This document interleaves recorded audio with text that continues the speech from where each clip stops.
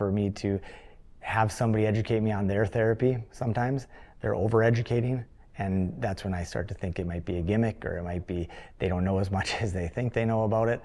But I think there is an education side and an honesty, because I feel like a lot out there is a dishonest sale, I guess. Yeah, I mean, I'll just begin by, saying I've worked with too many practitioners, doctors, whatever you want to call them, doing their best to offer their expertise and their understanding. But I mean, when I met Ross, what struck me as so different was just his like sincerity and authentic, like just genuine approach to, like, again, boiling things down to just understanding the basics of like what's going on and in the body. And this is where I think a lot of people don't like what I say, but I try to keep it to the mechanism of action.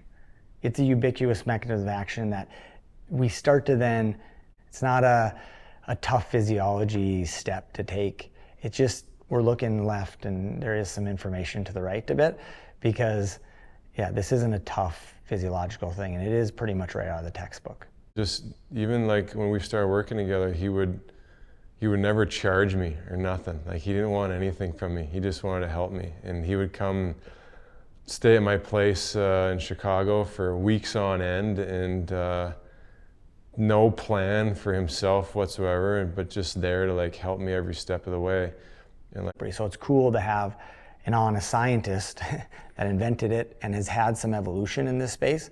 I'll fully admit that I don't believe in any sort of magic pills that solve all your problems. Obviously, anytime you go through any sort of health challenges or any challenges of that sort, it's standings at your own pace. Just the patience, his commitment showed who he was as a person, and showed like how much he actually knows like what's going on, and he exemplifies that every single day. So yeah, I think so. Yeah, I mean, I think this whole thing is stemmed from authenticity. So I think, especially early on, this transparency only leads us in the right direction.